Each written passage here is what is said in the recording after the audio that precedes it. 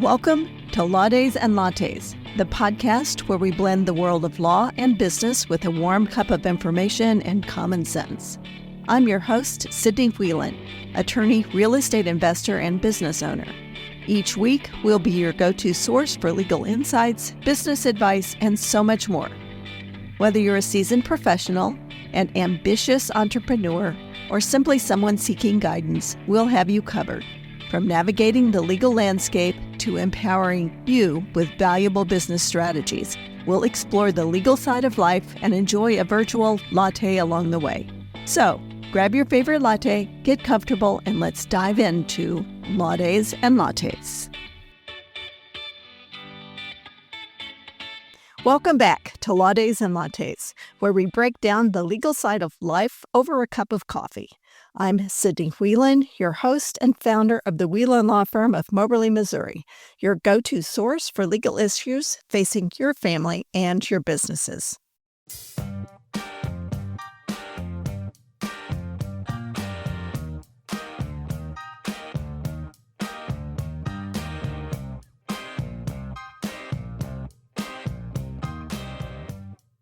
Today, we're tackling a crucial but often overlooked topic: estate planning for entrepreneurs. You've worked hard to build your business. Don't let it crumble because of poor planning. If something happens to you, who takes over? How will your family be provided for? Without an estate plan, the courts, not you, decide what happens next. Before we dive in, here's a reminder. Estate planning is not a do-it-yourself project. You need an attorney, an accountant, and potentially other professionals to ensure that everything is structured correctly for your business and your financial situation. So, grab your latte and let's get into it. What happens if you don't have an estate plan for your business? Many business owners assume their family will figure things out if something happens to them. Unfortunately, that's rarely the case. Let's take the story of Lisa, for instance, a small business owner who built a thriving salon over 15 years. She suddenly passed away without a will or a business succession plan. Her family fought over ownership, and since no one had legal authority to run the salon, it closed within months, leaving employees jobless and customers without their favorite salon. What went wrong? Lisa didn't have an estate plan. Her business went through a long probate process, leading to delays, disputes, and financial loss. So, the lesson? If you own a business, you need an estate plan that outlines who inherits, who takes over the operations, and how the transition is to happen smoothly. Next, let's talk about the key planning documents for business owners. Your will, it's the basic foundation. A will outlines who inherits your assets, including your business. However, a will alone does not keep your business out of probate. As an attorney who handles both estate planning and probate issues, I can assure you that you need to consult an attorney on this one. I've had 2 clients come into me this week alone with wills that were left by their loved ones that did not comply with Missouri's laws regarding the proper execution and witnessing of wills. And the sad result? These wills will not be admitted to probate, and the state's laws on intestate succession will control the distribution of the assets, not the wishes of the loved ones that tried unsuccessfully to write their own wills.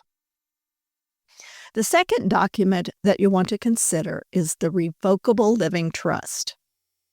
A Revocable Living Trust can transfer business ownership without probate. It ensures a smooth transition if you pass away or if you become incapacitated. It keeps business details private. Remember, if it goes through probate or through a will, wills are a public record that have to be recorded. For an example, let's take a business that did survive. Unlike Lisa's business, Sarah was a bakery owner. She had a trust. When she passed unexpectedly, Her trust transferred ownership smoothly to her daughter per her wishes. The business remained open, employees kept their jobs, and Sarah's legacy lived on. So the lesson here, if you want your business to continue after you're gone, a trust is a must, and it must be properly funded, meaning your business must be legally placed in the trust. Your estate planning attorney can help with this, so be sure to talk to them. The third document that you may need is a power of attorney, because who runs the business if you can't? If you become incapacitated, who makes business decisions? A power of attorney appoints someone to manage your finances and your business operations. Here's another real-world example. A retail store owner had a stroke and was in a coma for months. Without a power of attorney, his family couldn't access the bank accounts or pay his employees. His business suffered while the courts took months to grant someone legal authority to run the business. So the solution, a financial, durable power of attorney, ensures that someone you trust can run your business if an emergency happens. Let's talk about business succession planning. Who will run your business when you're gone? If you want your business to survive after you've gone, you need a business succession plan. For example, let's talk about the family business that fell apart. A father and son ran a successful farming operation. When the father passed away unexpectedly, there was no clear succession plan.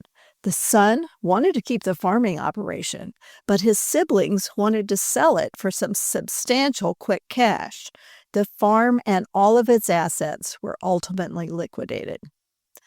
The lesson here, a succession plan prevents family disputes and ensures that there is a clear transition of leadership and ownership. So, what things should a succession plan include? Who will take over the operations? A family member, a business partner, or maybe a key employee? How will ownership transfer? Will you sell it to a co-owner, pass it on to heirs, convert it to a trust? How will the operations continue? Who has access to the financials, the contracts, and the passwords? Next, we want to talk about minimizing the taxes for entrepreneurs. If your business is valuable, taxes can take a hunk out of your estate. Smart planning, though, can reduce or eliminate this burden. Let's talk about the next case study. A successful entrepreneur left his business to his children, but they faced a huge tax bill that they couldn't afford. To pay for it, they were forced to sell the business. So, if your business is large enough to trigger estate taxes upon your death, planning strategies like gifting, life insurance, and trust can help reduce the tax burdens and keep your business intact. Gifting business shares to heirs before death to lower the tax estate, using trust to protect assets, and setting up a life insurance policy to cover the estate taxes are some of the things that you can do.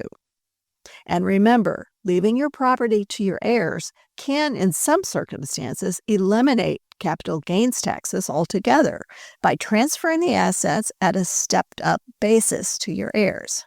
Again, this is a discussion for the professionals, so talk with your attorney or your accountant for more detailed information about your specific situation.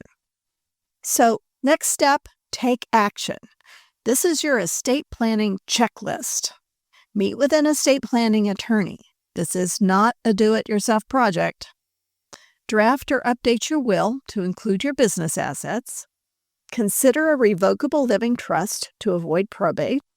Set up a financial power of attorney to protect your business operations.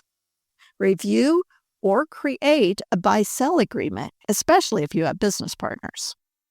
Next, get life insurance to secure your business and your family's financial future. Start a business succession plan to ensure a smooth transition.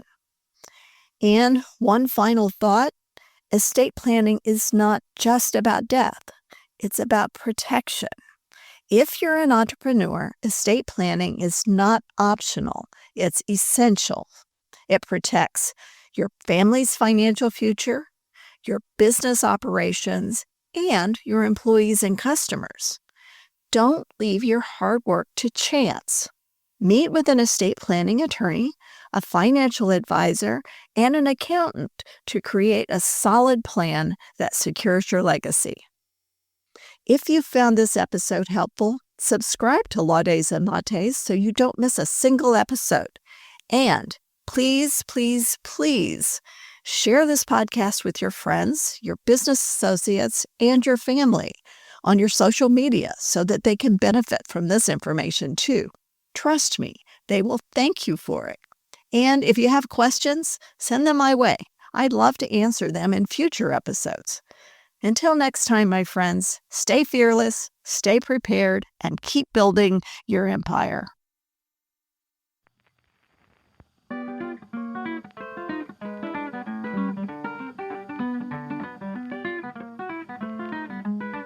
This podcast episode contains general information for discussion purposes only. Each case is different and must be judged on its own merits. Missouri rules generally prohibit lawyers from advertising that they specialize in particular areas of the law. This show should not be construed to suggest such specialization. Nothing on this show should be taken as legal advice for any individual case or situation. This information is not intended to create an attorney-client relationship, and the listening or viewing of this podcast does not constitute an attorney-client relationship. The choice of a lawyer is an important decision and should not be based solely upon advertisements.